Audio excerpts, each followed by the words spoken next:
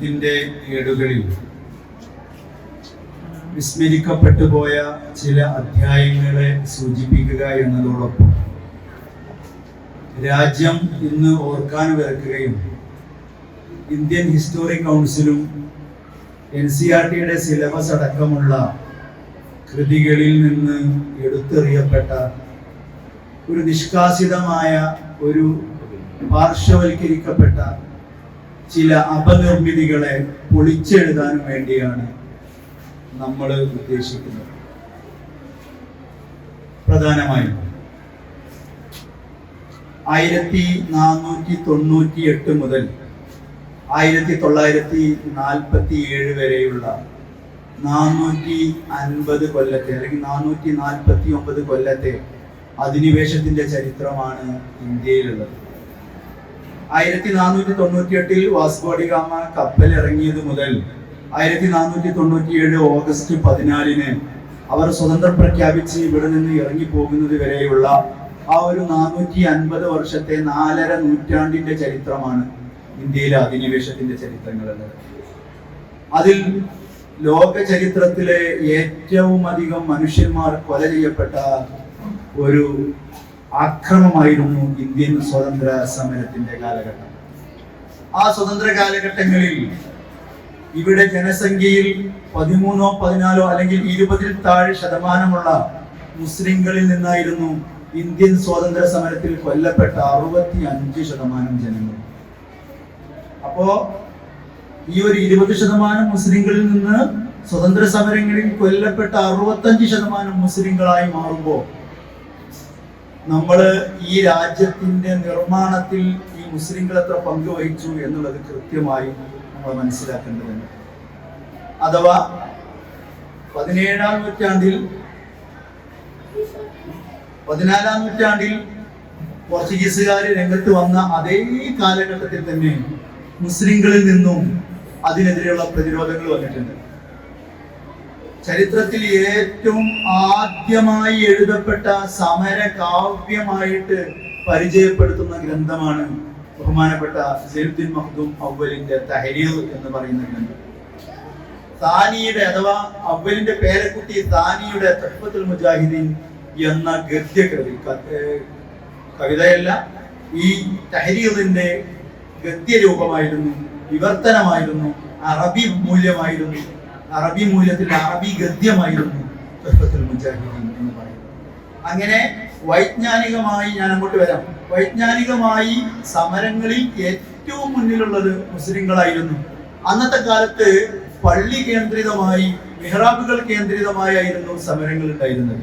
അഥവാ അവിടെ വെള്ളിയാഴ്ച പരമാവധി എല്ലാവരും സജ്ജരായി എത്തും. അന്ന് അവിടുത്തെ ഖതീബ് നടത്തുന്ന പ്രഭാഷണങ്ങളിൽ നിന്നാണ് സമരങ്ങളിലേക്ക് രംഗത്ത് വരിക. അതിന്റെ ആദ്യ ഘട്ടമാണ് തഹരീറിലൂടെ വന്നത്. രണ്ടാമത്തെ ഘട്ടമാണ് തഹ്ഫത്തുൽ മുജാഹിദീനിലൂടെ വന്നത്. 3 4 ഘട്ടങ്ങളായി വിവിധ ഘട്ടങ്ങളിൽ ലോക ചരിത്രത്തിൽ തന്നെ ആദ്യമായി സമരകാവ്യം ഒരു നാട്ടിൽ നിന്ന് മറ്റൊരു നാടിന്റെ ഭാഷയിൽ കവിത എഴുതുന്നത് മലയാളത്തിലാണ്, അഥവാ മലയാള നാട്ടിലാണ്, അഥവാ തഹരീറാണ്. ഇനി സായുധപരമായ സമരങ്ങൾ, ഞാൻ അങ്ങോട്ട് വരാം. ഈ രചനകളിലേക്കാണ് നമ്മുടെ കാര്യമായി ഫോക്കസ് ചെയ്യുന്നത്. അങ്ങോട്ട് ഞാൻ വരാം.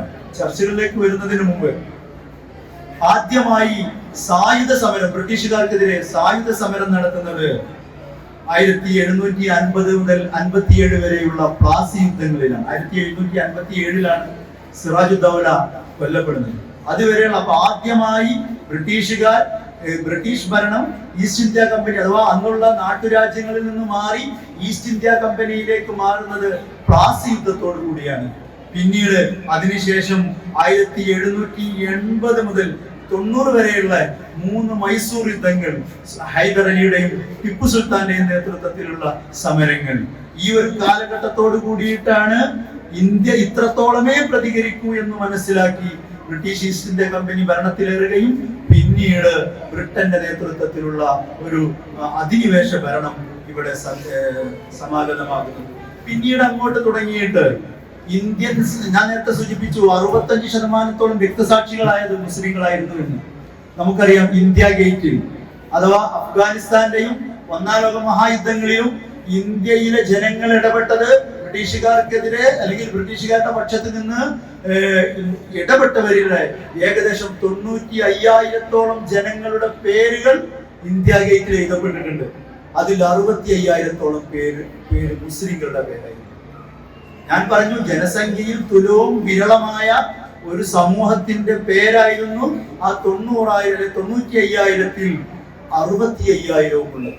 അപ്പോ എന്നാൽ ഈ ഒരു തുടക്ക കാലഘട്ടങ്ങളിൽ 1800 വരെ, 1400-ൽ തുടങ്ങി അതിനുശേഷം 1800 വരെ സഹോദര മതസ്ഥരിൽ നിന്ന് ഒരാൾ പോലും സ്വതന്ത്ര സമരങ്ങളിൽ ഇടപെടുകയോ സ്വതന്ത്ര സമരങ്ങളിൽ രചനകൾ നടത്തുകയോ സായുധപരമായി ബ്രിട്ടീഷുകാർക്കെതിരെ സമരം നടത്തുകയോ ചെയ്തതായിട്ട് ചരിത്രത്തിൽ എവിടെയും തെളിവില്ല.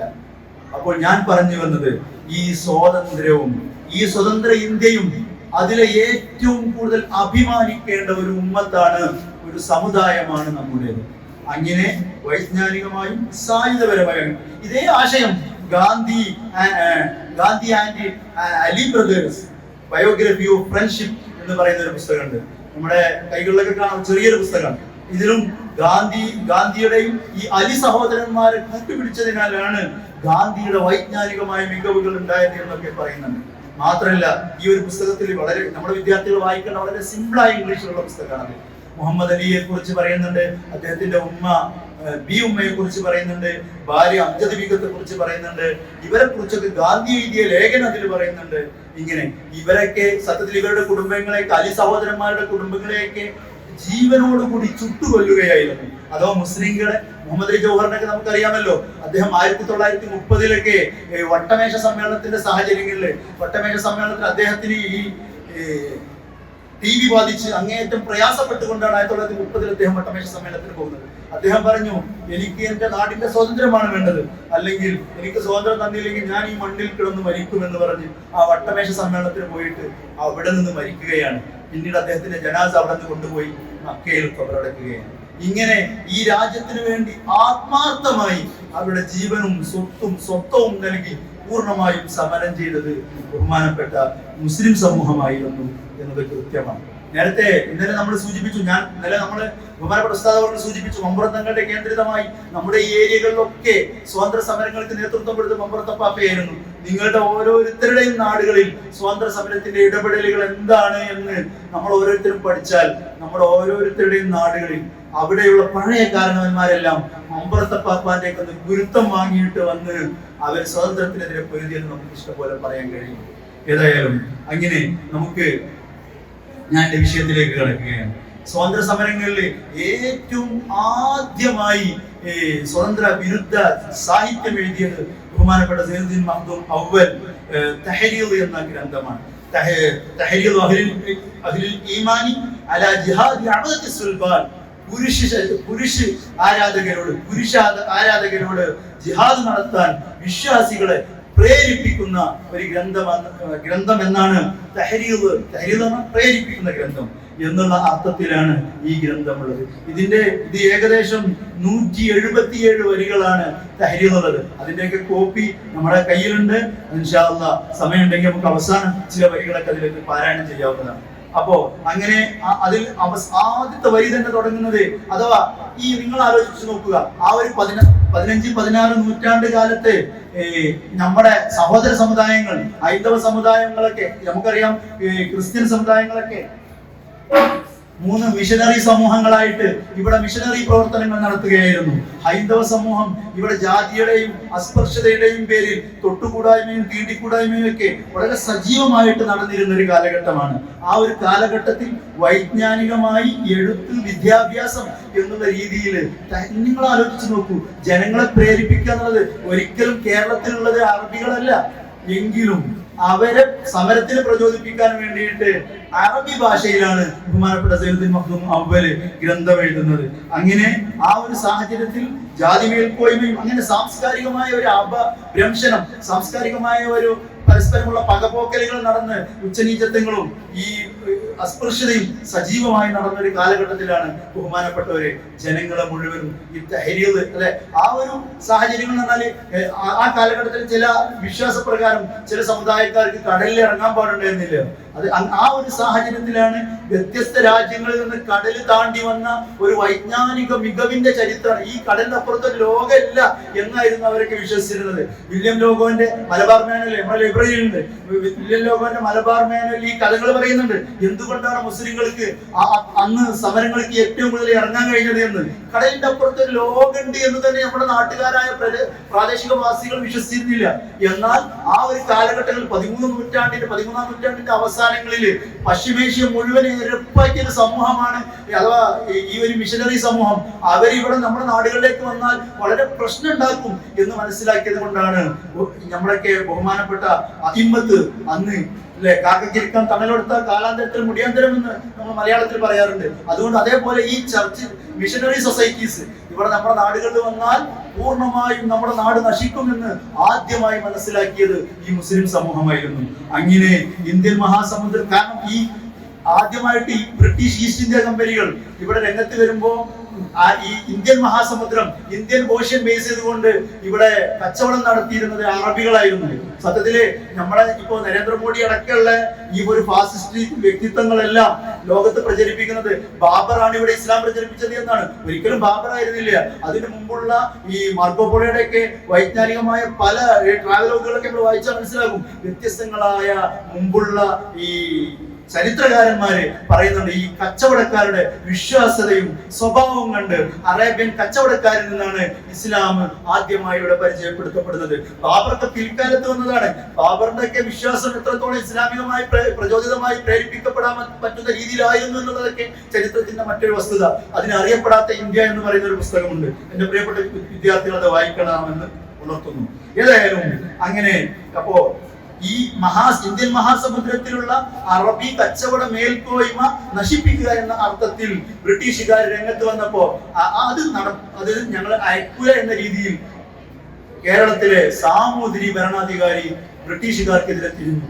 ആ സമയത്ത് സാമൂതിരിക്ക് ഒപ്പം നിന്ന് ജനങ്ങളോട് പൊരുതാൻ വേണ്ടിയാണ് സൈനുദ്ദീൻ മഖ്ദൂം അവ്വല് സാമൂതിരിയോടൊപ്പം നിൽക്കണമെന്ന് ജനങ്ങളെ പ്രേരിപ്പിക്കാൻ വേണ്ടിയാണ് ഈ ഒരു കവിത എഴുതുന്നത്.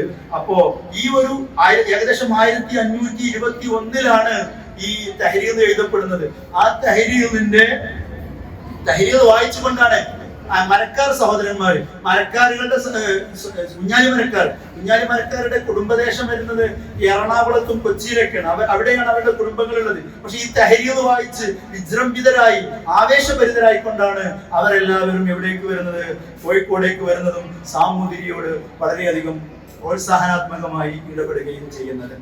പിന്നീട് ആ ഒരു ശ്രേണിയിൽ വരുന്ന സമയം വളരെ ചുരുക്കമാണ്. ഇൻഷാ അല്ലാഹ് നമുക്ക് തഹരീറിനെ കുറിച്ച് വീണ്ടും ചില വരികളിലേക്ക് നമുക്ക് പിന്നീട് കടന്നു വരാം. രണ്ടാമത് വരുന്നത് തുഹ്ഫത്തുൽ മുജാഹിദീനാണ്. തുഹ്ഫത്തുൽ മുജാഹിദീന് ബഹുമാനപ്പെട്ട സൈനുദ്ദീൻ മഖ്ദൂം ഒന്നാമന്റെ പേരക്കുട്ടിയാണ് സൈനുദ്ദീൻ മഖ്ദൂം താനി എന്ന് പറയുന്നത്.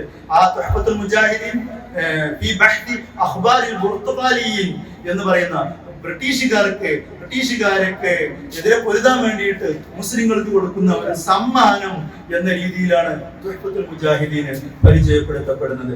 അഥവാ ചരിത്രം കണ്ട കേരളം കണ്ട ഏറ്റവും ആദ്യത്തെ ചരിത്ര ഗ്രന്ഥമായിട്ടാണ് ഈ ഒരു തുഹ്ഫത്തുൽ മുജാഹിദീൻ പരിചയപ്പെടുത്തപ്പെടുന്നത്.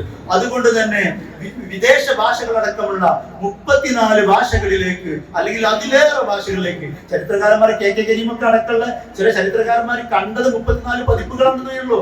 പക്ഷേ അതിലേറെ പതിപ്പുകളിലേക്ക് വിവർത്തനം ചെയ്യപ്പെട്ട ഒരു കൃതിയാണ് തുഹ്ഫത്തുൽ മുജാഹിദീൻ.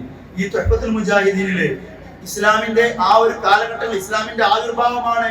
4 ഭാഗങ്ങളായിട്ടാണ് തുഹ്ഫത്തുൽ മുജാഹിദീന് ഏകദേശം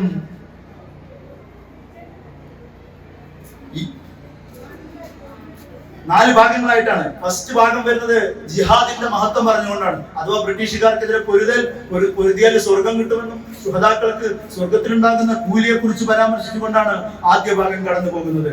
രണ്ടാമത്തെ ഭാഗം കടന്നു പോകുന്നത് മലബാറിലെ ഇസ്ലാമിക പ്രചരണത്തെ കുറിച്ച് പറഞ്ഞുകൊണ്ടാണ്. മൂന്നാമത്തെ ഭാഗം കടന്നു പോകുന്നത് കേരളത്തിലെ ഹൈന്ദവ സംസ്കാരങ്ങളെ കുറിച്ച് കൊണ്ടാണ്. നാലാമത്തെ ഭാഗം കടന്നു പോകുന്നത് പോർച്ചുഗീസുകാർക്കെതിരെ ആക്രമിക്കൽ വിശ്വാസികളുടെ ബാധ്യതയാണ് എന്ന് പറഞ്ഞുകൊണ്ടാണ്. അഥവാ ഈ ഒരു തുഹ്ഫ നേരത്തെ നമ്മൾ പറഞ്ഞു ഈ ഒരു തഹരീർ സമർപ്പിക്കുന്നത് സാമൂതിരിക്കായിരുന്നു.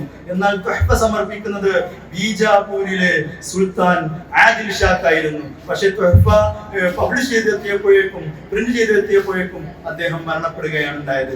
ഏകദേശം 4 ഭാഗങ്ങളിലായിട്ട് ഓരോ ഭാഗങ്ങളിലും 14 അധ്യായങ്ങളായി മൊത്തം 85 അധ്യായങ്ങൾ നമുക്ക് അവിടെ കാണാൻ കഴിയും.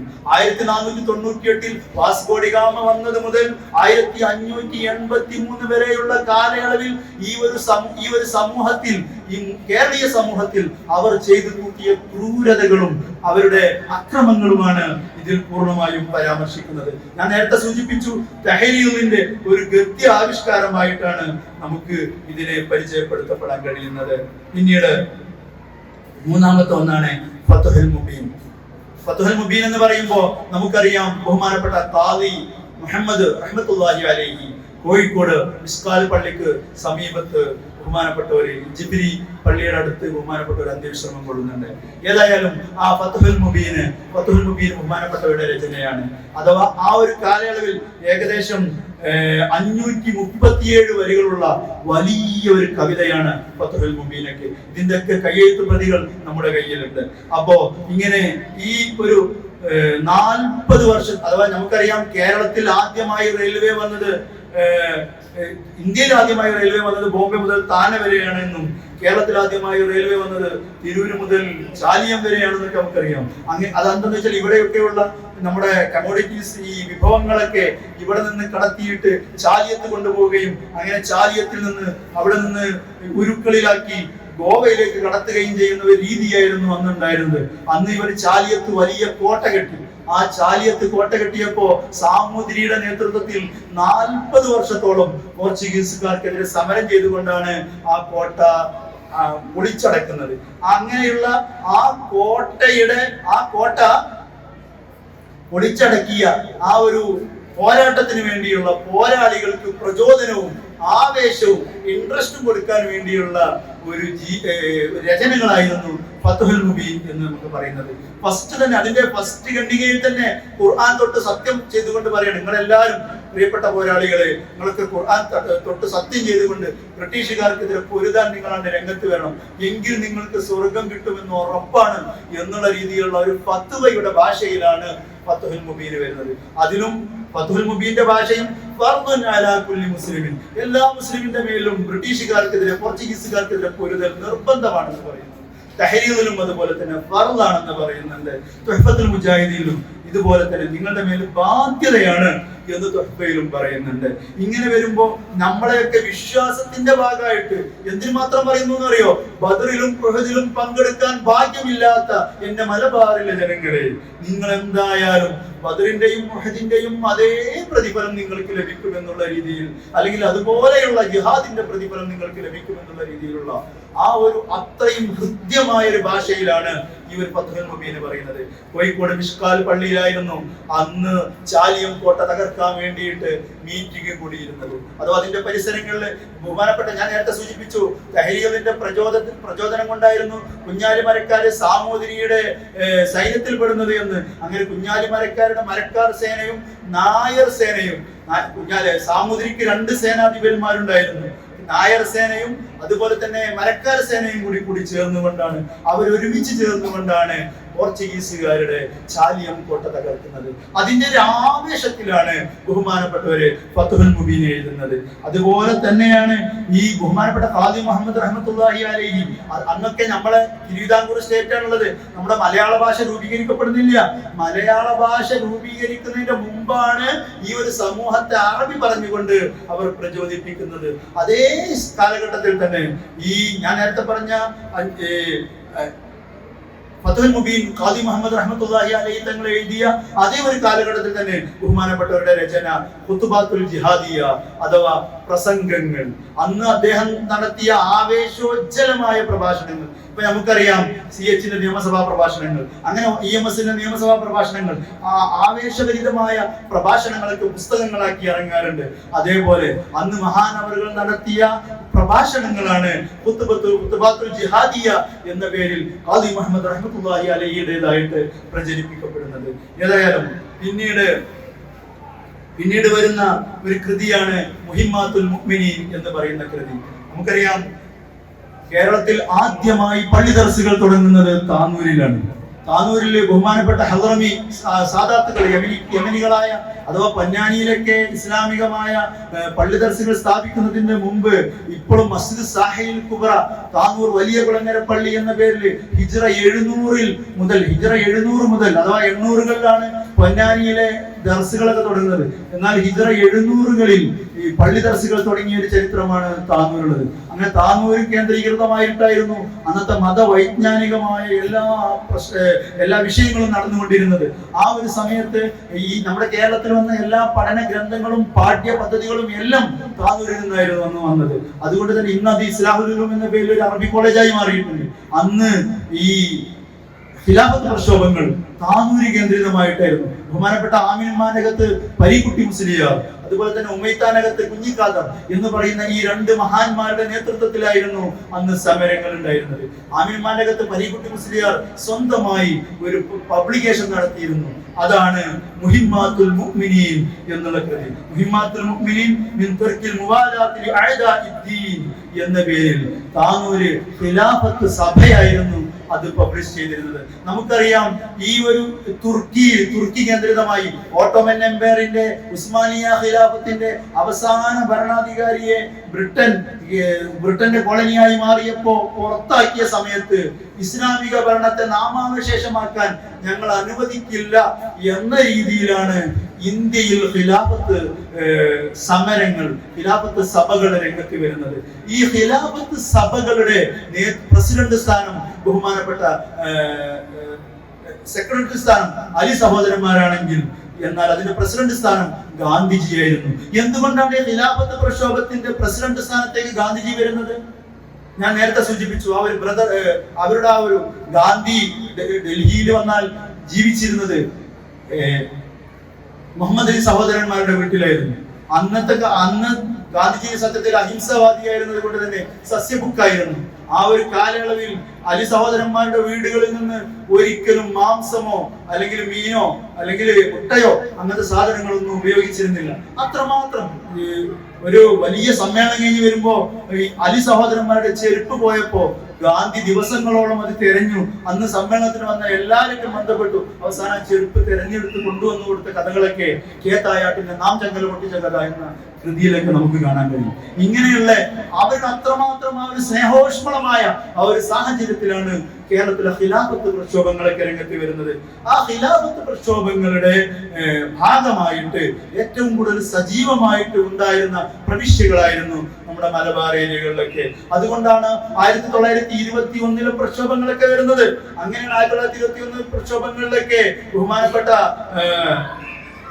ആലി മുസ്ലിയാരെയും അതുപോലെ തന്നെ മാപ്പിള രാജി ബഹുമാനപ്പെട്ട വാലിയും കുഞ്ഞഹമ്മദ് ഹാജി, ഇവരൊക്കെ ചരിത്രപരമായി വിശ്വാസപരമായി ഫത്വകൾ പല കോലത്തിലുണ്ട്.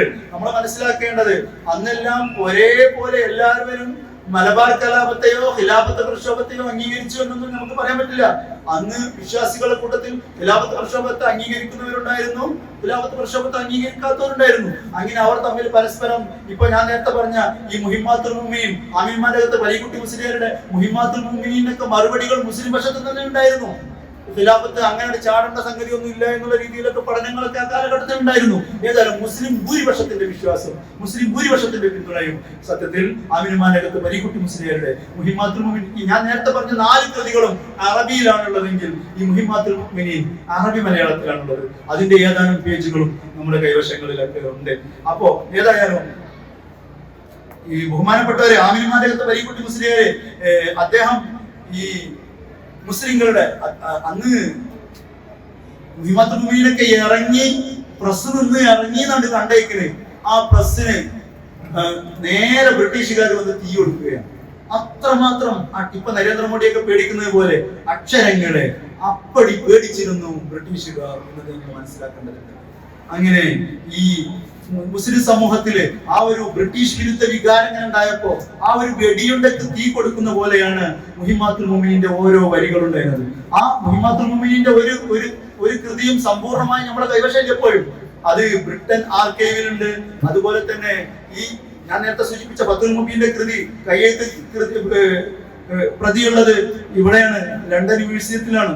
അതുപോലെ തന്നെ തൊഹഫത്തുൽ മുജാഹിദിന്റെ കയ്യെഴുത്ത് പ്രതികൾ ആ കാലഘട്ടത്തിലെ ഏതൊക്കെ കയ്യെഴുത്ത് പ്രതികൾ അതും ലണ്ടൻ മ്യൂസിയങ്ങളിലുണ്ട്. അതൊക്കെ ഇപ്പോ ഇങ്ങനെ പല പഠിതാക്കളും അവിടെ ചെന്ന് പഠിച്ചു കൊണ്ടുവരികയാണ്. അതെല്ലാം അന്ന് ആ അച്ചുകൂടമടക്കം, ഇന്നത്തെ പോലെയല്ലല്ലോ, അന്ന് അച്ചുകൂടങ്ങളാണ് ഉണ്ടായിരുന്നത്. ആ അച്ചുകൂടങ്ങളും അവിടെയുള്ള എക്യുപ്മെന്റുകൾ അടക്കം അവർ കടത്തിക്കൊണ്ടുപോയിരുന്നു. ഇനി മേലാൽ ഇങ്ങനത്തെ ഒരു കൃതി രചിക്കാൻ പാടില്ല എന്നുള്ള രീതിയിൽ. അപ്പോ ബഹുമാനപ്പെട്ട അമീനുമാന്റെ അടുത്ത് പരീക്കുട്ടി മുസ്ലിയാർ ഒളിവിൽ പോയി. മുഹിമാത്തുൽ മുഅ്മിനീൻ ഞാൻ പറഞ്ഞു അടിച്ച പിറ്റേന്ന് തന്നെ ചില ലക്കങ്ങളായിട്ടാണ് ഇറക്കിയത്, ചില ലക്കങ്ങളൊക്കെ അടിച്ച പിറ്റേന്ന് തന്നെ അവര് അത് കണ്ടുകടത്തി ബഹുമാനപ്പെട്ട പരീക്കുട്ടി മുസ്ലിയാരെ രാജ്യദ്രോഹിയായി പ്രഖ്യാപിച്ചു. അവിടുത്തെ ജീവനോട് കൂടി കൊണ്ടുവരികയോ അല്ലെങ്കിൽ അവിടുത്തെ തല കൊണ്ടുവരികയോ ചെയ്തവർക്ക് 2000 ദിർഹം അല്ലെങ്കിൽ 2000 രൂപ ഇനാമായിട്ട് പ്രഖ്യാപിച്ചു. ജീവനോട് പിടികൂടുന്നവർക്കോ അല്ലെങ്കിൽ കൊന്നിട്ട് ആ തലയുമായി വരുന്നവർക്കോ. അത്രയും പേടിയായിരുന്നു ഈ മലബാറിലെ മുസ്ലിങ്ങൾ. കാരണം ഈ ഹിലാരി ക്ലിൻസിന്റെ ഫ്രീഡം അറ്റ് മിഡ്നൈറ്റിൽ അവർ പറയുന്നുണ്ട്, ഈ മുസ്ലിങ്ങളൊക്കെ ഞങ്ങൾ ഏറ്റവും കൂടുതൽ പേടിച്ചിരുന്നത് മാപ്പിളമാരെയായിരുന്നു എന്ന്. കാരണം എന്താണ്? മരണത്തെ പേടിയില്ലാത്തവർ എന്നാണ് അവരൊക്കെ പറഞ്ഞിരുന്നത്. കാരണം എന്താണെന്ന് വെച്ചാൽ മരിക്കൽ അവർക്ക് പേടിയല്ല. അഥവാ വലിയ സൈനിക വ്യൂഹാത്മകർക്കെതിരെയൊക്കെ സമരം ചെയ്യുമ്പോൾ ഒറ്റയാളായി ചെന്ന് പോരാട്ടം നടത്തിയ ചെമ്പൻ പോക്കരുടെ കഥയുണ്ട്, പോക്കർ മൂപ്പന്റെ കഥയുണ്ട്. ഇങ്ങനെയുള്ള മഹാന്മാരുടെയൊക്കെ ചരിത്രങ്ങളുണ്ട്. ഇപ്പോ ഈ ഷേക്സ്പിയർ സാഹിബ്, അതുപോലെ തന്നെ വിഗോ സാഹിബ്, ലോഹോൺ സാഹിബ്, ഇങ്ങനത്തെ സാഹിബുകളൊക്കെ പൂക്കിപ്പറമ്പ് പൂക്കോട്ടൂരൊക്കെ മരത്തിന്റെ മുകളിൽ കല്ലുമായി കയറി നിന്ന് അവര് പോകുന്ന സമയത്ത് അവരുടെ തലയിലേക്ക് കല്ലിട്ടുകൊണ്ടാണ് കൊല്ലുന്നത്. താമസിയാതെ പിറകിലുള്ളവർ വെടിവെക്കുന്നു ഉറപ്പാണ്, ഞങ്ങൾ മരിച്ചു ഉറപ്പാണ്, എന്നാലും ഇവര് പോകട്ടെ എന്നായിരുന്നു അവരുടെ ചിന്തകൾ ഉണ്ടായിരുന്നത്. ഇങ്ങനെ മരണത്തെ പേടിയില്ലാതെ മരണത്തോടു കൂടി ജീവിച്ച ഒരു വലിയ വിസ്മയത്തിന്റെ ചരിത്രങ്ങളായിരുന്നു ആ കാലഘട്ടത്തിലെ മാപ്പിളമാർ. അവരാണ് അങ്ങനെയുള്ള നമ്മുടെ ആ ഒരു പ്രദേശവാസികളായ ആ പച്ച പാവങ്ങളായിരുന്നു. അത് ഒരു നേരം ഭക്ഷണം കഴിക്കാനോ ഉടുക്കാനോ മാന്യമായൊരു വസ്ത്രമോ ഭക്ഷണമോ ഇല്ലാത്ത വളരെ കർഷകരായി കിട്ടുന്നത് അന്നു കൃഷി ചെയ്ത് അന്നാന്ന് ജീവിച്ചു പോയ നമ്മുടെ പിതാക്കന്മാരായ ആ ഒരു നല്ല വ്യൂഹം. അവരിവിടെ പലരും ഈ കോട്ടുപള്ളിയുടെ പരിസരങ്ങളിലുണ്ട്. അതുപോലെ തന്നെ ഒരുപാട് നമ്മുടെ വാഗൺ ട്രാജഡിയുടെ ഒക്കെ പറവണ്ണ ആ മക്കാമിലുണ്ട്. ഈ പരിസര മക്കാമുകളിലൊക്കെ പലരുടെയും ജനാസകളുണ്ട്. അമ്പലത്തുണ്ട്, മൂന്നിയൂരുണ്ട്, ചെമ്പൽപോക്കരൊക്കെ മൂന്നിയൂരാണ് കിടക്കുന്നത്. ഇങ്ങനെ പലരും പലയിടങ്ങളിലായിട്ട് കിടക്കുന്നുണ്ട് ഈ മഹാന്മാരെല്ലാവരും. നേരത്തെ കഴിഞ്ഞ ദിവസം നമ്മൾ സൂചിപ്പിച്ച ഷഹീദ് അടക്കം പലരുണ്ട്. ഏതായാലും ഇങ്ങനെ ചെമ്പൻ ആമീനുമാന്റെ അകത്ത് പരീക്കുട്ടി മുസ്ലിയാർ മുഹിമാത്തുൽ മുഅ്മിനീൻ പബ്ലിഷ് ചെയ്തപ്പോ അദ്ദേഹത്തിന്റെ തലയ്ക്ക് ഇനാം പ്രഖ്യാപിച്ചപ്പോ അദ്ദേഹത്തോട് പലരും പറഞ്ഞു നിങ്ങൾ നാട് വിട്ടു പോകണമെന്ന്. അദ്ദേഹം വന്നത് സമ്മതിച്ചില്ല. അദ്ദേഹം പല വീടുകളിൽ ഒളിഞ്ഞു താമസിക്കാൻ തുടങ്ങി. അങ്ങനെ ഇദ്ദേഹം ഈ ഏരിയയിൽ ഉണ്ട് എന്നുള്ള ചില ഈ ചാരന്മാരിൽ നിന്നുള്ള വിവരം കിട്ടിയപ്പോ അവരെ ആ വീടുകളൊക്കെ അഗ്നിക്കിരയാക്കി. അവിടെയുള്ള ഒരു ജീവനോടുകൂടി മരണപ്പെട്ടു. അപ്പൊ അത് കണ്ട് സങ്കടപ്പെട്ട അമീനുമാന്റെ അടുത്ത് പരീക്കുട്ടി മുസ്ലിയാർ അവിടുത്തെ ഉസ്താദുമാരോട് ഫത്വ ചോദിച്ച് മക്കയിലേക്ക് ഹിജ്റ പോവുകയാണ് ചെയ്യുന്നത്. ഇതൊക്കെ മുഹിമാത്തുൽ മുഅ്മിനീൻ ചില ഭാഗങ്ങളിലൊക്കെ കാണാൻ കഴിയും. അങ്ങനെ അവിടെ വെച്ചുകൊണ്ടാണ് ബഹുമാനപ്പെട്ടവർ വഫാത്താകുന്നത്. അതേപോലെ തന്നെ അന്നത്തെ ഖിലാഫത്തിന്റെ സെക്രട്ടറി ആയിരുന്നു ഉമൈത്താനകത്ത് കുഞ്ഞിക്കാദർ സാഹിബ്. അവരെ തൂക്കിലേറ്റുകയാണ്. വെട്ടി കൈവെട്ടി കാല് വെട്ടി അങ്ങനെ വെട്ടി ആകെ അവരുടെ ശരീരം വികൃതമാക്കിയ ശേഷം അവരെ തൂക്കിലേറ്റുകയായിരുന്നു. ആ ഒരു കാലയളവിൽ വലിയ കുളങ്ങര പള്ളി സീൽ ചെയ്തു. വലിയ കുളങ്ങര പള്ളിയിലുള്ള ജനങ്ങളെ ആക്രമിച്ചു. ഇങ്ങനെ പല സംഗതികളും നമുക്ക് കാണാൻ കഴിയും. പിന്നീടുള്ള മറ്റൊരു കൃതിയാണ് സൈഫുൽ ബത്താർ അലാമൻ യുവാലിൽ കുഫാർ എന്ന പേരുള്ള ബഹുമാനപ്പെട്ട മമ്പറത്തെ പാപ്പയുടെ ഫത്വകൾ.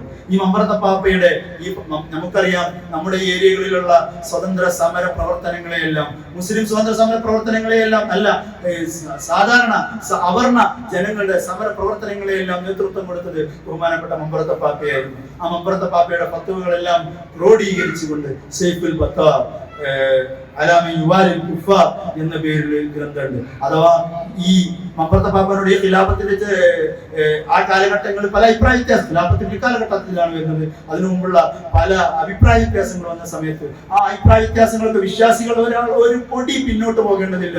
പോർച്ചുഗീസുകാർക്കെതിരെ സമരം ചെയ്യൽ, ബ്രിട്ടീഷുകാർക്കെതിരെ സമരം ചെയ്യൽ നമ്മുടെ ജീവിതത്തിന്റെ ഭാഗമാണ് എന്ന് പറഞ്ഞയാളായിരുന്നു ബഹുമാനപ്പെട്ട മമ്പറത്തെ പാപ്പ. ആ മമ്പറത്തെ പാപ്പയുടെ സൈഫുൽ ബത്താർ ആ ഒരു മൂർച്ചയുള്ള ഊരിപ്പിടിച്ച ആ ഒരു മൂർച്ചയുള്ള ഗർഗം വാള്, അത് ആ സൈഫുൽ ബത്താർ അന്ന് കണ്ടുകെട്ടി എന്ന് പറഞ്ഞാൽ അത് പിന്നീട് നമ്മുടെ നാടുകളിൽ അത് കിട്ടാൻ തന്നെ ഉണ്ടായിരുന്നില്ല. പിന്നീട് ബഹുമാനപ്പെട്ട ഫസൽ തങ്ങൾ അടുത്ത മകനായിരുന്നു രാഷ്ട്രീയ പ്രവർത്തനങ്ങളിൽ അഥവാ ബ്രിട്ടീഷ് വിരുദ്ധ സമരങ്ങളിൽ മമ്പ്രത്തപ്പാപ്പയേക്കാൾ ബ്രിട്ടീഷ് വിരുദ്ധ പ്രവർത്തനങ്ങളിൽ ഇടപെട്ട ആളായിരുന്നു അവിടുത്തെ മകനായ ഫസൽ തങ്ങൾ. ബഹുമാനപ്പെട്ട ഫസൽ തങ്ങൾ നാടുകടത്തുകയാണ് ഇവിടെ നിന്നുണ്ടായിരുന്നത്. ആ ഫസൽ തങ്ങൾ നാട്ടുകടത്തിയ ശേഷം യമനിൽ നിന്നാണ് ഈജിപ്തിൽ മിസ്രിൽ നിന്നാണ് ഈ സൈഫുൽ ബത്താർ പബ്ലിഷ് ചെയ്യുന്നത്. അങ്ങനെ ബഹുമാനപ്പെട്ടവരുടെ യുദ്ധത്തുൽ ഉമറ എന്ന് പറയുന്ന ഒരു ഗ്രന്ഥമുണ്ട്. ആ ഗ്രന്ഥത്തിന്റെ ഭാഗമായിട്ടാണ് സൈഫുൽ ബത്താർ പബ്ലിഷ് ചെയ്തിരിക്കുന്നത്. സൈഫുൽ ബത്താറിന്റെ കോപ്പികളൊന്നും യഥാർത്ഥ കോപ്പികളൊന്നും നമുക്ക് കൈവശമില്ലെങ്കിലും മമ്പ്രത്തപ്പാപ്പയെ കുറിച്ചുള്ള മമ്പ്രത്തപ്പാപ്പയുടെ ജീവചരിത്രത്തിലെ ഒരു വലിയ ഭാഗം ഈ സൈഫുൽ ബത്താറിന്റെ രചനകളായിട്ട് നമുക്ക് കാണാൻ കഴിയും. നമ്മുടെ വിദ്യാർത്ഥികൾ അതൊക്കെ വായിക്കണം. അതേപോലെ തന്നെ മുഹിമാത്തുൽ മുഅ്മിനീന് അതിന്റെ ചില പേജുകളൊക്കെ 1921 മലബാർ സമരം താനൂരിന്റെ മുദ്രകൾ എന്ന പേരിൽ ഇതിലെ ചില ഭാഗങ്ങളിലൊക്കെ ആ മുഹിമാത്തുൽ മുഅ്മിനീന്റെ കയ്യെഴുത്ത് പ്രതികളുടെ കോപ്പികളൊക്കെ കാണുന്നുണ്ട്. അപ്പൊ പ്രിയപ്പെട്ട ഇതൊക്കെ നമ്മുടെ വിപണിയിലുള്ളതാണ്. ആകെ 10, 20, 30, 130 രൂപയെ ഈ പുസ്തകത്തിന് വിലയുള്ളൂ. അപ്പോ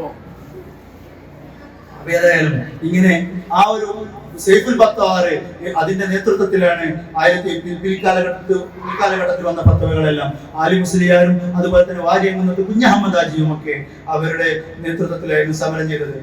ആലി മുസ്ലിയാർ ഒരിക്കലും ബ്രിട്ടീഷുകാരെ അംഗീകരിക്കുകയില്ല എന്നതായിരുന്നു നയം.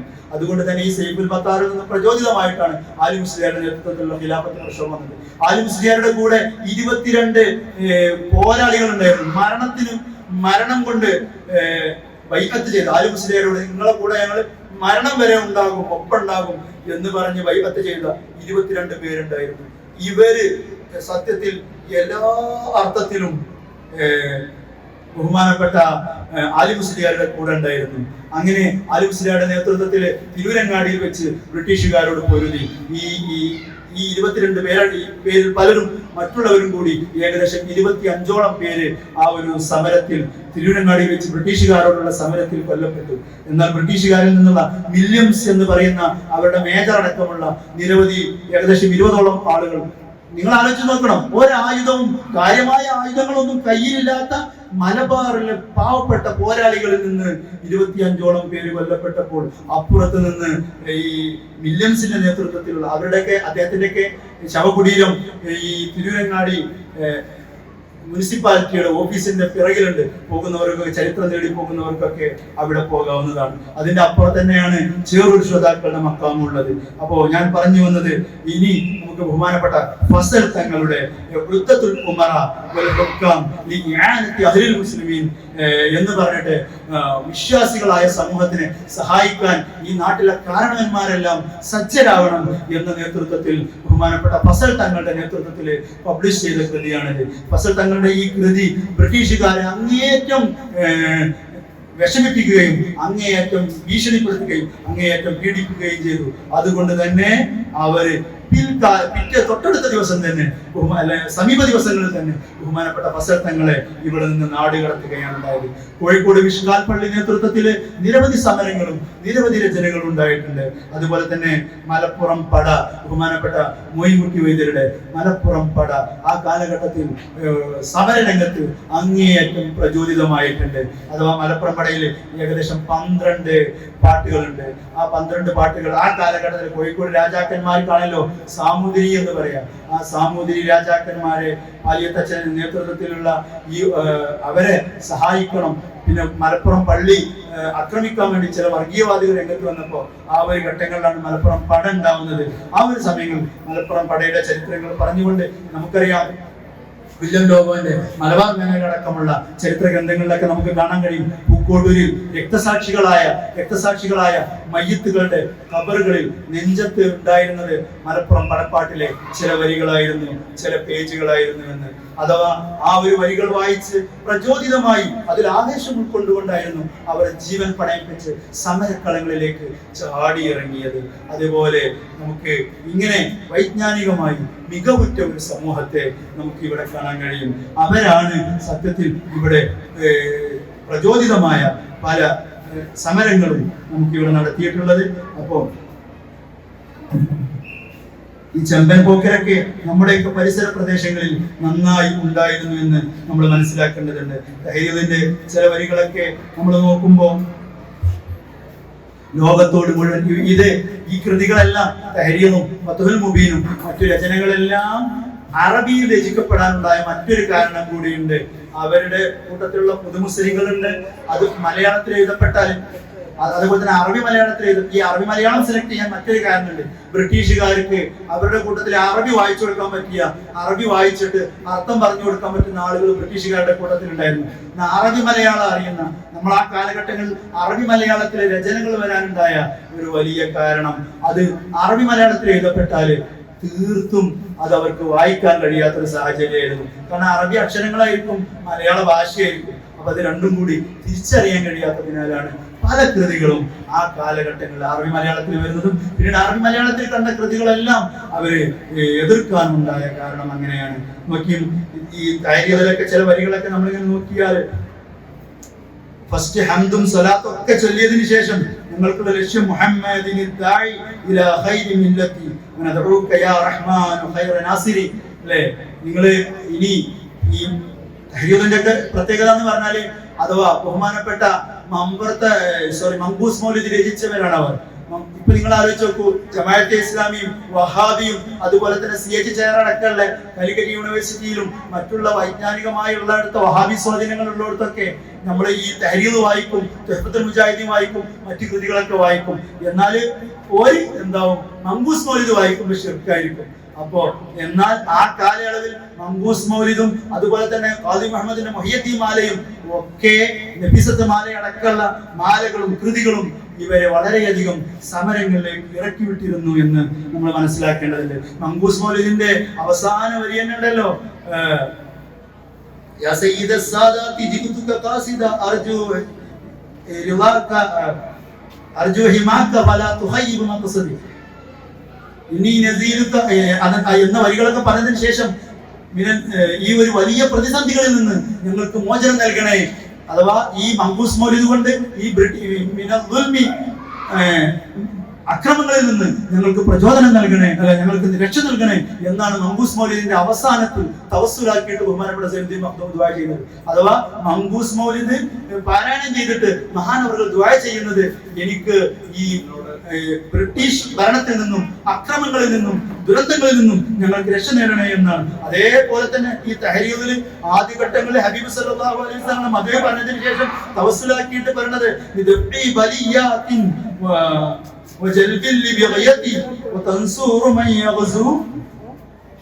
لإنقاذ أمتي من الكرب والضراء وكفر وذلة سلام عليكم يا مآل لآمل معادا لمضطرا ملاذا لأمتي. ഈ സമുദായത്തിന് ആരുടെ ഈ ഇവരിൽ നിന്ന് രക്ഷ നേടണം എങ്ങനെ?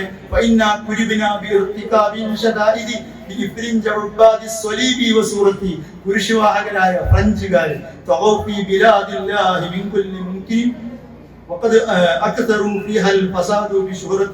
എന്നൊക്കെ പറഞ്ഞിട്ട് പറയണേ. ഇനി ഇവര് സ്ത്രീകൾക്കെതിരെ, ഞങ്ങളെ പെങ്ങന്മാർക്കെതിരെ ഇവർ കഴിയാവുന്ന അക്രമങ്ങളെല്ലാം നടത്തുന്നുണ്ട്. പിന്നെ ഞങ്ങളെ ഹജ്ജിന് പോകാൻ അയക്കുന്നില്ല, മറ്റു പ്രവർത്തനങ്ങൾക്ക് ഞങ്ങളെ അയക്കുന്നില്ല, ഞങ്ങളെ മതപ്രബോധനത്തിന് അയക്കുന്നില്ല, ഹജ്ജാജിമാരോട് കൊല്ലാണ് തുടങ്ങിയിട്ടുള്ള സങ്കടങ്ങൾ പറഞ്ഞുകൊണ്ടാണ് ഇവര് സമരങ്ങളിലേക്ക് ജനങ്ങളെ ഇറക്കി വിടുന്നത്. അപ്പൊ പ്രിയപ്പെട്ട കുട്ടികളെ, നമ്മൾ പ്രധാനമായും പഠിക്കേണ്ട ഒരു വലിയ ഏരിയയിലേക്കുള്ള ഒരു ചെറിയ വെളിച്ചം വീശലാണ് നമ്മൾ ഈ പറഞ്ഞത്. ചുരുങ്ങിയ സമയമാണ്, പരിമിതമായ സമയമാണ്. ഓരോ പുസ്തകങ്ങളും ഫത്ഹുൽ മുബീൻ മാത്രം നമ്മൾക്ക് 3-4 ദിവസം വെച്ച് ചർച്ച ചെയ്യാനുണ്ട്. അതുപോലെ തന്നെ തുഹ്ഫത്തുൽ മുജാഹിദീനുണ്ട്, ഫത്ഹുൽ മുബീനുണ്ട്, സൈഫുൽ ഫത്താർ, എല്ലാത്തിന്റെയും കൃതികൾ നമ്മുടെ മുന്നിലുണ്ട്. നമ്മളെപ്പോഴും സ്വാതന്ത്ര്യ സമരങ്ങൾ പറയുമ്പോൾ ഗാന്ധിജിയെയാണ് പറയാറുള്ളത്. ഗാന്ധിജി 1911 ഇന്ത്യയിലേക്ക് എത്തുന്നത്. അതിനു മുമ്പ് അദ്ദേഹം സ്വാതന്ത്ര്യ സമര ചിത്രങ്ങളിൽ ഒന്നുമില്ല. അതുപോലെ തന്നെ ഇപ്പോ ഹിസ്റ്റോറിക് കൗൺസില് അതിന്റെ നേതൃത്വത്തില് നമ്മുടെ പഴയ ജാലിയൻവാലാബാഗ് അടക്കമുള്ള 1921 രക്തസാക്ഷികൾ അടക്കമുള്ള മുഴുവൻ രക്തസാക്ഷികളുടെ ലിസ്റ്റിൽ നിന്ന് പുറന്തള്ളപ്പെട്ടു. എന്നാൽ ഓര് പറയുന്നത് വീർ സവർക്കർ ആണ്. അതുപോലെ തന്നെ ഈ RSSന്റെ ഡോക്ടർ മുഞ്ചടക്കമുള്ള മറ്റു ആചാര്യന്മാരെയാണ് അവർ സ്വതന്ത്ര സമരങ്ങളുടെ സമര രംഗങ്ങൾ. ഗാന്ധിജിയുടെ ചിത്രങ്ങൾ ഉള്ളതിന്റെ നേരെ ഓപ്പോസിറ്റ് അവരുടെ ചിത്രങ്ങളൊക്കെ പാർലമെന്റിൽ പബ്ലിഷ് ചെയ്യുകയാണ്. എന്നാൽ ഇവരൊന്നും ഈ ഒരു സ്വതന്ത്ര സമരത്തിന് പോകുമ്പോ സുഭാഷിതൻ പറഞ്ഞതുപോലെ ഒരു ഒളിഞ്ഞു നോക്കിയപ്പോ ഒരു പാമ്പ് കടിച്ചിട്ട് പോലും സ്വതന്ത്ര സമര കാലഘട്ടങ്ങളിൽ ഇവരാരും മരിച്ചിട്ടില്ല. അങ്ങനെ ഒരു രക്തം ചിന്തിയിട്ടില്ല. എന്നാൽ അവരാണ് ഇന്ന് നാടിന്റെ അവകാശികൾ എന്ന് പറഞ്ഞ് ഈ സമൂഹത്തെ ഒരു അപനിർമ്മാണം, ഒരു അപനിർമ്മിതി നടത്തുകയാണ്. ആ ഒരു സാഹചര്യങ്ങളിൽ നമ്മുടെ ഉലമാവ് അവരുടെ ഒരു വിശ്വാസത്തിന്റെ ഭാഗമായിട്ടാണ്, അവരുടെ രക്തം കൊടുത്തുകൊണ്ടാണ് ഈ സമര രംഗത്തേക്ക് അവർ നിറഞ്ഞു നിന്നത്. ഞാൻ നേരത്തെ സൂചിപ്പിച്ചു, ഏകദേശം 95,000-ഓളം പേരുകൾ സമര രക്തസാക്ഷികളുടെ പേര് എഴുതി വെക്കുമ്പോൾ അതിൽ 65 എണ്ണാൻ മാത്രം മുസ്ലിങ്ങൾ ഉണ്ടായിരുന്നു. പിന്നീട് പിൽക്കാലഘട്ടങ്ങളിൽ ഓരോന്നും 1887 ഒന്നാം സ്വാതന്ത്ര്യ സമരം അതിന്റെ നേതൃത്വങ്ങളിൽ പൂർണ്ണമായും ഉണ്ടായിരുന്നത് മുസ്ലിങ്ങളായിരുന്നു. പിന്നീട് അങ്ങോട്ട് തുടങ്ങിയ മുഴുവൻ സമരങ്ങളും 1947 വരെയുള്ള മുഴുവൻ സമരങ്ങളിലും ഏറ്റവും കൂടുതൽ സജീവമായി ഉണ്ടായിരുന്നത് മുസ്ലിങ്ങളാണ്. ആ ഒരു ചരിത്രത്തെ തേടിയറിയൽ ഈ ഒരു അടുത്തൊരു തലമുറയിലേക്ക് കൈമാറ്റം ചെയ്യലും നിങ്ങളുടെ കടമയാണ്. നമ്മുടെ ആങ്ങളമാർക്ക്, നമ്മുടെ മക്കൾക്ക്, നമ്മുടെ അടുത്തൊരു തലമുറയിലേക്ക് ഫത്ഹുൽ മുബീൻ നമ്മൾ വായിക്കപ്പെടണം. എല്ലാവരും ഈ സദസ്സിൽ കൂടിയ എല്ലാവരും ഫത്ഹുൽ മുബീൻ വായിക്കാൻ പ്രതിജ്ഞ എടുക്കണം. അതിന്റെ പരിഭാഷകളുണ്ട് ഇവിടെ. തുഹ്ഫത്തുൽ മുജാഹിദീൻ സിയാം സടക്കുള്ള ഫത്ഹുൽ മുബീൻ അഡ്വക്കേറ്റ് മങ്കട അബ്ദുൽ അസീസ് മൗലവി വിവർത്തനം ചെയ്തിട്ടുണ്ട്. തുഹ്ഫത്തുൽ മുജാഹിദീൻ മലയാളത്തിൽ തന്നെ ഏകദേശം 4 വിവർത്തനങ്ങൾ ഉണ്ട്. ഇങ്ങനെ തുടങ്ങി ഓരോന്നും സൈഫുൽ ബത്താർ ഞാൻ പറഞ്ഞു അവിടെ ഉണ്ട്, മുഹിമ്മാത്തുൽ മുഅ്മിനീൻ ഉണ്ട്. ഇങ്ങനെ തുടങ്ങിയിട്ട് കൃതികളൊക്കെ നമ്മുടെ കൈവലയത്തിൽ സജീവമായിട്ടുണ്ട്. സ്വാതന്ത്ര്യ സമരങ്ങളിൽ നെഹ്റുവിനെ വായിക്കുമ്പോൾ ചില ചരിത്ര പരിമിതികൾ നമുക്ക് കാണാൻ കഴിയും. അതുപോലെ തന്നെ സുഭാഷ് ചന്ദ്രബോസിനെ വായിക്കുമ്പോൾ ചില പരിമിതികളുണ്ട്. എന്നാൽ പരിമിതികളില്ലാത്ത വായനകളാണ്. അവരുടെ ജീവൻ കൊടുത്ത ഒരു വിപ്ലവത്തിന്റെ ചരിത്രങ്ങളാണ് ഈ ഒരു മഹാന്മാരെ എല്ലാവരെയും നമുക്ക് പറയാൻ കഴിയുക. ബഹുമാനപ്പെട്ട മമ്പുറത്തപ്പാപ്പ വരെ ഡോക്ടർ ജോറൂർപ്പട അതിന്റെ കൃതിയുണ്ട്. ഡോക്ടർ സക്കീർ ഹുസൈൻ വിവർത്തനം ചെയ്തിട്ട് അതിന്റെ പരാവർത്തനം ചെയ്തിട്ട് IPB പബ്ലിഷ് ചെയ്തിട്ടുണ്ട്.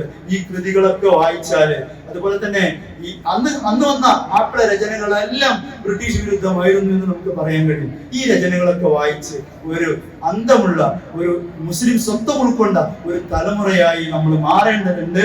അതിനാണ് ഈ ഒരു സമയം നമ്മൾ ഉപയോഗപ്പെടുത്തേണ്ടത് എന്ന് ഉണർത്തി ഞാൻ നിർത്തുന്നു.